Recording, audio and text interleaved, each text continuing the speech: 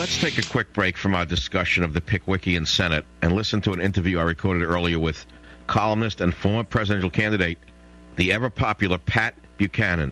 Michael, this amnesty bill risks national suicide in this sense.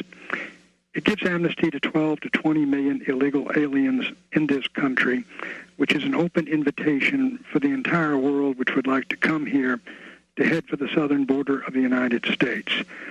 We already have in this country something like 36 million immigrants and, as I mentioned, 12 to 20 million illegal aliens.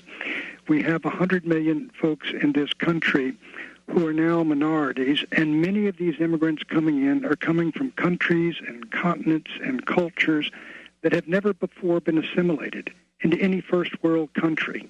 Moreover, the melting pot is broken. It is rejected. We've got to ask ourselves, what is a nation? A nation consists of a culture, borders, language, traditions, history, all the things that make us a single people.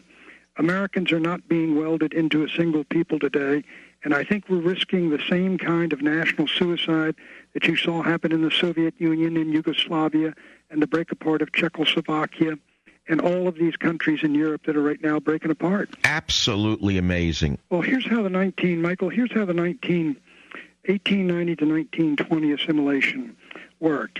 Theodore Roosevelt and Woodrow Wilson were emphatic against what they called hyphenated Americanism.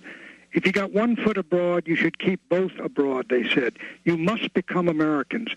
Our public schools, all of our institutions, virtually forced the children of the immigrants to become Americans, to speak the English language, learn English literature, learn American history. And in the process of 30 or 40 years of a moratorium on immigration from 1924 to about 1965, these folks who were Europeans and who had traditions very much like ours were welded into a brand new people. We became Americans. We were no longer simply Irish or Italians or Jews or Slavs or all the rest. We were a new people, Americans. That melting pot has been rejected. The immigrants now are being told, retain your language, retain your culture, retain your traditions. It is ethnic genocide to take away, or cultural genocide to take away all of these things and convert you into Americans. And so we're becoming a vast continent of what Theodore Roosevelt called squabbling nationalities, and not really a country at all. So my concern, Michael, is this. The immigration bill out there will lead to a continuation of the greatest invasion in history. At the same time, the American people are not being assimilated, and the immigrants are not being Americanized as they once were. My God. Michael, the primary problem we face is that we really are not the country we were in 1915 and 1920 and 1925. Michael, we've gone through a social, moral, and cultural revolution in the 1960s that overthrew all the old traditions and values and beliefs and morality. And these millions of immigrants who are coming from countries, as I said, and continents, and they're of creeds and colors who have never before been assimilated, so it's much more difficult. They are coming into a country that really no longer has a single culture, that no longer demands that they assimilate. And this is why we're becoming sort of what they call the so-called beautiful mosaic, but we're becoming a disparate group, a collection of peoples rather than one people. Simply astonishing. Well, what is happening is that white America is fleeing from diversity. Despite what we say about diversity being our strength and how wonderful it is, white America is fleeing from diversity, and so also, incidentally, is black America. In the 1990s, California lost 2 million of its Anglo citizens who headed out, a net loss. They are leaving the golden land their fathers came to long ago. They're headed back east so they can live in communities and towns and cities that are like the towns in California they grew up in. They are fleeing. In the last year, 100,000 white folks left California for good. The African Americans likewise are leaving California. So people move and go to where they are most comfortable. And because we do not have a common culture that we all share now, people are moving with their own. And as you get the massive Hispanic invasion of California from Mexico, from a country which has claims upon California and grievances against the United States, people are simply moving away. And so, as I say, I think America is becoming basically more of an empire of enclaves of people who have very little in common with one another and therefore really associate with their own. You know, there's an interesting story. Robert Putnam, the fellow who wrote Bowling Alone, he said he has found that the more diverse a society is, the greater the measures of distrust. And not only distrust of the other, but distrust in your own group, your own ethnic group and racial group. And he found the greatest levels of distrust anywhere in Los Angeles.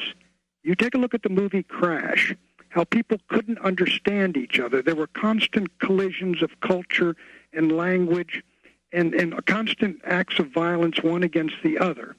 I think this is what America is risking, and this is why I urge two things. One, first, a moratorium on legal immigration, flat and cold. We have an enormous number of people from abroad, more than we ever had. Secondly, the security of the American borders. Third, enforce the laws against illegal immigration. And fourth, begin the process of assimilating all of those here legally and converting them into good Americans who share the same values and beliefs.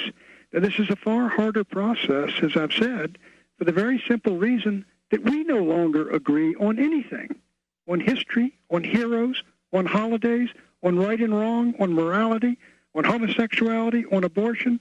We are all fighting with one another over these issues as people continue to pour into the country.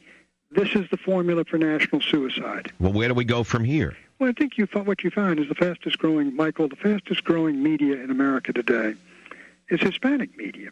The folks coming in from Mexico, they don't come here to become Americans. They love Mexico. And the Mexican soccer game recently against the Americans, as they scored in Guadalajara, the Mexicans chanted, "Osama, Osama." Many of the folks coming here, almost all of them rather, are coming here to work, but they're proud Mexicans. They want to retain their ties to their own country, their own love, their own allegiance, their own loyalty. And by the middle of this century, there will be 100 million Hispanics in this country, heavily concentrated in the American Southwest, which is a part of the United States which 58% of Mexicans believe belongs to them. I think we're risking the breakup of the country. And many of these folks do not have no idea of becoming Americans or have no real loyalty or allegiance to the United States. They're good people. They work hard, undeniably. But what is happening is really not immigration.